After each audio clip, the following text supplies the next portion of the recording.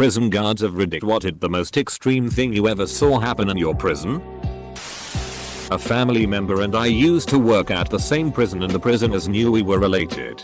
My family member got into a minor car accident and had a few weeks off work to recover.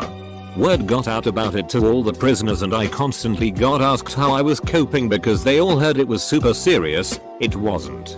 While one was asking me what happened when we had a lockdown code so everyone had to go back to their blocks. Came to find out in the incident report that a fight had started because two prisoners heard two different stories on what happened to my family member. Couldn't agree. Started a punch up and got the whole block of about 80 guys brawling. Whole place got locked down for like 10 hours. All because my family member can't drive. This is taking the word extreme to a different level. But when I was a prison guard, female working in a men's max, I worked in the kitchen. I tried to be firm, fair and consistent and it worked. I mean, I went home whole every night. Somehow a few of the prisoners found out it was my birthday and towards the middle of my shift they had me come around the office and there on the table was a 4-layer industrial size cake with pink frosting. I was touched. They told me to get my piece before everyone else did. And not even 10 minutes later it was gone. My dad was in prison and the craziest day he experienced was sometime around the end of his first week in.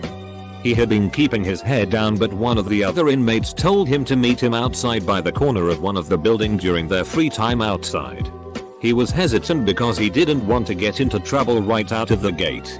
He looked toward the corner of the building and saw a small group of guys huddled and he got even more concerned. Just as he was going to walk away they noticed him and called him over. He accepted. These guys were passing around a cantaloupe and sharing it. Each guy had a spoon and they'd take a bite and pass it on. One of my former teachers used to provide mental health services in the county jail. She said the worst thing she saw was an inmate who went insane. He was quiet and polite, and doing a small amount of time for a minor crime. But then, he got in one small fight and was moved to max. And something in him snapped. He decompensated so quickly that by day 4, he was smearing fesses on the wall and singing nursery rhymes. He was taken away by ambulance and was never seen again. Solitary confinement is cruel and unusual punishment. Many of its aspects are literally torture. Several weeks ago I spent over a week, 9 days, in solitary confinement. In a psychiatric facility. I thought I wouldn't mind the time to myself. But, damn. It didn't take long to snap. About 2 days. I just woke up from a nightmare about it about 2 hours ago.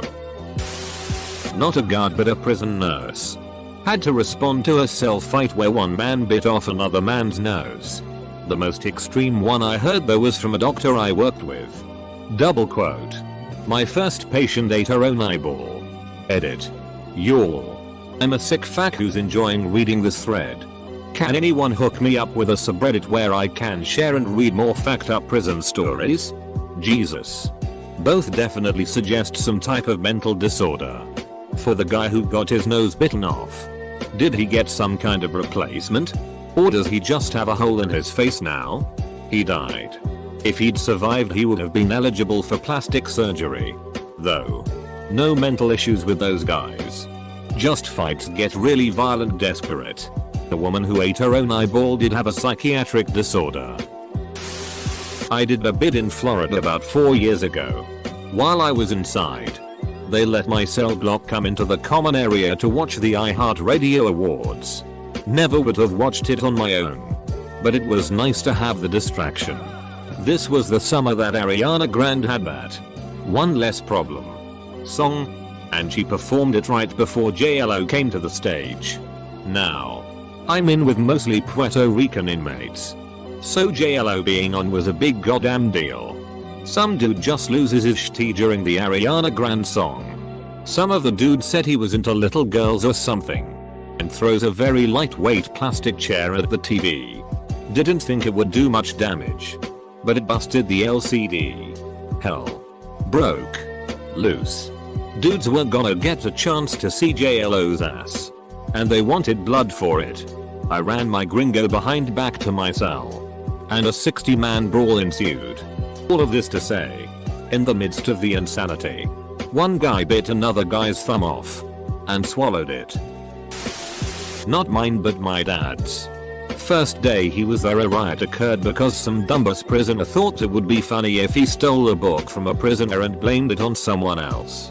Long story short, the guy who was blamed had all 4 of his limbs broken and his face beaten to a pulp. Apparently they already had beef between them. Edit. Details. Via my father. One prisoner was trying to kill his cellmate, but didn't have a weapon. So he took a pen, stuck it in the guy's ear and stomped on it. It came out of the victim's mouth. Between fights, suicides, attempted suicides, etc. Worst one that got me was I cut down a hanger. He went into fight mode swinging at us. We got him to the ground and handcuffed him and pinned him on the floor. He started to cry, begging us to kill him as we tried to keep him from banging his head on the floor. That was my first hanging and stuck with me ever since. No, a prison guard, but I work in a psych hospital. Worst thing I saw was a man fingering his stoma in his stomach so hard it was bleeding. He was repeating "fuck me" in the PSSY as he fingered it. Couldn't get that shit out of my head for a few days. As I was trying to pull his hand out of his intestines, he was looking deep into my eyes and begging me to fuck it. That guy was a mess. My dad was a pay officer in the prison service for a couple decades. He has a few stories. One that I always remember was about there was this one kid who was about 16 but he was about 6'4" and built like a tank. He also had a bit of a temper. One day when my dad is supervising the gym workout, he looks over towards the benches and this kid picks up a 34-kilogram dumbbell, lifts it above his head and starts to swing it down onto another inmate's head who is laying on one of the benches. My dad manages to sprint over, grab this kid and pin him against the wall, just in time to stop him from killing the other inmate. At this point my dad is thinking, if this kid wants to fight, he is probably going to win. But luckily he had a good reputation, so the kid didn't fight, but also other inmates alerted other guards and X200B. If he was able to carry through with that swing, that inmate's head would literally have exploded. There is no other outcome to that. It was straight up attempted murder. And X200B. Nothing ended up happening with the kid. The prison head didn't deem it to be much of an issue because no one was hurt, so my dad brought the 34-kilogram dumbbell into the meeting to show her. She didn't care. Ignored it because it makes her prison look better on paper. I was working in the X house. My prison had 3 areas. General population, STC for somewhat mentally unstable IMs, and the X house, shaped like an X, for seriously mentally ill guys that would throw poop, cut themselves, etc. I was on the seg wing. Even though most cells in the X house were like seg anyway, this area had another officer to watch it specifically. So I was called over to watch a guy who had been placed on continuous suicide watch. He was completely naked with nothing else in his cell, and I have to stand just outside the door and watch him. So he's trying to do everything to get a reaction out of me, but I'm Stoneface Phillips, documenting every 5 minutes what he's doing. He climbs up on the bed, takes his DCK in one hand and starts stroking. He takes a finger from his other hand and wets it in his mouth. The now wet finger goes behind him, right into his ass. And then he starts yelling my last name. We all have name tags. Awayak 30. Awayak 30. Awayak 30 inches. Then after he's done doing that, he walks up to the door. These are steel doors with just a window for seeing into the cell. We're basically face to face with this window between us. Just below the window is a chuck hole, which is a tiny door for passing food trays through. Thankfully it was closed, because I look down at the chuck hole and see yellow liquid coming out from the sides of it. I took a few steps back and continued my watch. I wasn't gonna let him get a reaction out of me. I have many stories, and many about this particular prison, but one stands out to me the most. Doing a count one day. Everyday stuff. And it involves looking through trap windows to make sure everyone is present and breathing. Get to this prisoner cell. Let's call him Prisoner X. Now this prisoner has a long history of sexual abuse from his childhood. As a result, he is an absolutely chronic masturbator. The amount of times I've had to have conversations with him while he is going to town on his ham bone are innumerable. Anyway, doing a count with a female officer. He looks through the trap and immediately recoils. Now all I can hear is a loud buzzing sound and the sounds of furious masturbation. I decide to check the trap against the warnings of my offsider. Should have listened. Turns out he was using the unit's hair clippers. But he had them wrapped in a glove. Turned on and shoved squarely up his ass. All I could see was the cord plugged into the wall leading into his loudly buzzing anus and him giving his old fella the exercise of its life. Edit. Yes. Fact. I understand I never ended up referring to him as X. I thought I would at start of the story. And then didn't. I'm gonna leave it up there though. Because I can actually take criticism as well as X can take a pair of clippers. Working in the ER, we had a prisoner come in unconscious and covered in blood. We got him cleaned up and counted at least 12 stab wounds to his head and face. They were shallow, but the force caused the wounds to look like gashes, so sticks or staples were out of the question. He had even more wounds on his arms from trying to cover his head during the attack. We couldn't save one of his ears and he was still unconscious when I clocked out. Update: according to an employee that still works at that hospital, the prisoner was transferred to a trauma center the following morning. He had multiple fractures and spinal damage. Apparently he was a snitch and got jumped by other prisoners. I was just an inmate, but when I was locked up in the Bronx I remember people making shivs out of the toothbrushes we were given. Also, one guy screamed bloody murder to prove that the COs didn't give a fuck about what went on in the holding cells. No one checked on us. Also, the COs would purposely throw rival gang members into the same cell. I'll never forget some of their screams as they got hauled off into enemy territory. It also saw people get beat by the COs and pepper sprayed in the face while incapacitated. Then left in handcuffs for hours so they couldn't wash the spray off. Their screams were pretty bad too. One dude had a seizure and it took about an hour for a medical response. AMA. I don't really get to talk about this experience in real life. Not a CO but no maintenance staff. One inmate had a court date so left for the day. Apparently during his day out he managed to acquire a loose screw. Not big or anything. Apparently he found it on the floor of the transport van. Anyway, once back in his cell he decides to use the screw to drill a hole in the plexiglass window of his door. Mind you, the doors are a layer of plexiglass and then steel grating. Anyway, he drills 2 holes, one at the top and one at the bottom of about a 2-foot tall window. He does this between CO patrols who are supposed to do a walk around every 15 minutes. The inmate then proceeds to tear his bedding and ravel it into a string which he feeds through the upper hole and back down through the lower hole. Using the friction of the bedding he literally saws a giant hole in the plexiglass using nothing but his bedding.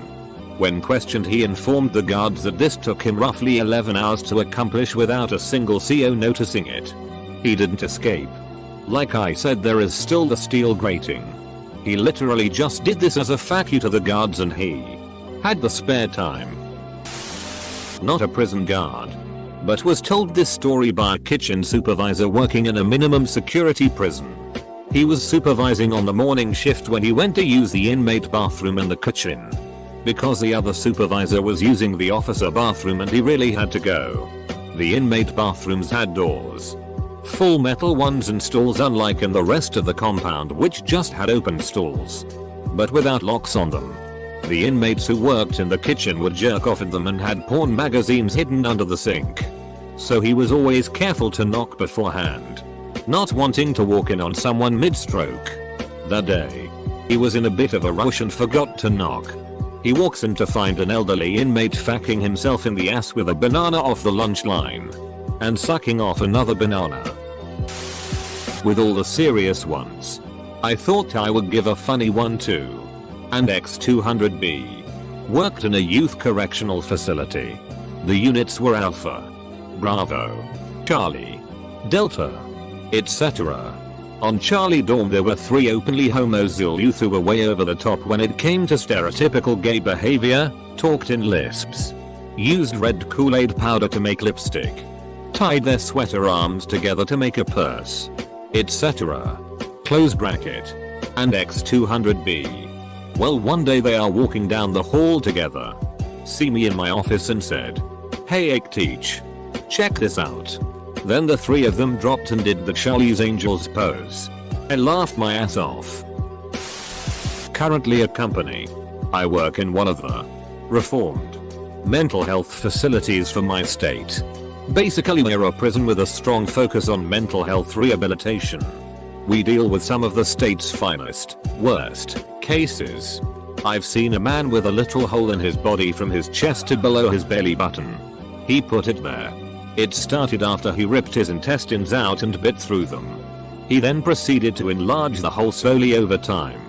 Longest 4-point restraint inmate in the state's history. Also seen a guy shove a 4-foot headphone extension cord through his DK and into his bladder not once, not twice, but 5 times now. He's also gouged his eye out. I've got stories like these for days. I have a friend who's a prison guard. Just the other day he was telling me about an inmate who called over one of the guards and held out his hand holding something in his fist.